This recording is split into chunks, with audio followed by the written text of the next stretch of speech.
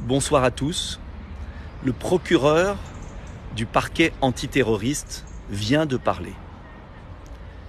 Ses paroles sont effrayantes. Il a dit la vérité et en contrepartie, le mensonge du ministre Castaner apparaît dans toute son outrecuidance. Le ministre a trompé les Français hier. Le ministre a voulu cacher la gravité de la situation. Que sait-on aujourd'hui? Que l'assaillant était converti à l'islam depuis maintenant 2008, alors que l'habilitation au secret défense est renouvelée tous les 5 ans. On pouvait au moins, dans cette direction du renseignement de la préfecture de Paris, s'inquiéter de la situation. On sait aujourd'hui que cet homme ne voulait plus parler aux femmes, dans son bureau, à la direction du renseignement de la préfecture de police de Paris. On sait qu'il a été condamné ou du moins poursuivi, plus exactement pour violence conjugale en 2009. Et on sait qu'à la suite des attentats de Charlie Hebdo, cet homme se réjouissait de l'action des terroristes. Cela veut dire quoi? Cela veut dire qu'au cœur de l'appareil d'État, un homme qui ne salue plus les femmes peut continuer à s'occuper des fichiers du renseignement de la préfecture de police de Paris. Aujourd'hui, j'ai reçu plusieurs messages de policiers de toute la France. L'un me disait, et je ne peux pas révéler les sources, que dans un lieu important du pays, il y a des policiers radicalisés qui exigent de ne pas mettre leur nourriture dans le même frigidaire que les autres policiers, leur nourriture halal, qui ne veulent plus saluer les femmes. Cela existe, oui, dans un lieu important de notre pays. Nous savons aujourd'hui que des radicalisés ont investi des services de l'État, des services régaliens. Alors moi je demande vraiment comment on peut continuer ainsi. En vérité, la peur panique d'être traité d'islamophobe dès qu'on affronte les radicalisés, les salafistes, induit une démission générale. Je vous ai dit à plusieurs reprises que j'avais lu cet été le livre de Michel Houellebecq, Soumission. Eh bien, notre pays est paralysé comme un lapin face au phare d'une voiture par cet islamisme radical qui gangrène tout. Hier soir, j'étais à Nice et je suis à Nice aujourd'hui.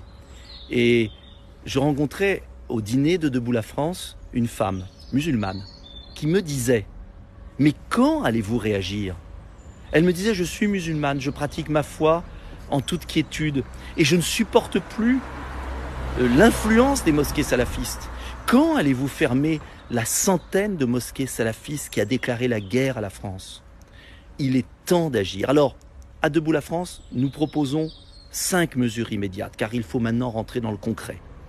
D'abord la première, la démission de M. Castaner. Comment cet homme peut rester ministre de l'Intérieur? Comment le Premier ministre peut rester silencieux? Comment le Président de la République peut rester silencieux ce soir? Il doit démissionner car il a trompé les Français.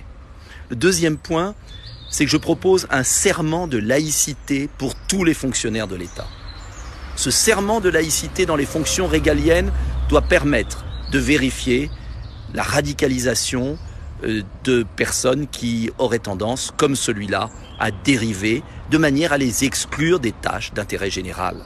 Il n'y a pas de place en France pour une religion qui veut tuer la République, qui veut tuer l'État, qui veut tuer la France. Alors, les Français qui pratiquent leur foi musulmane correctement, bien évidemment, sont libres de le faire, mais en revanche, on ne peut pas accepter le salafisme dans notre pays. C'est pourquoi j'avais proposé, pendant la présidentielle, un serment de fidélité que signerait chaque imam de France. Chaque imam de France signerait un serment de fidélité qui comporterait 6 points que vous pouvez retrouver sur le site internet de Debout la France, notamment l'interdiction des financements étrangers.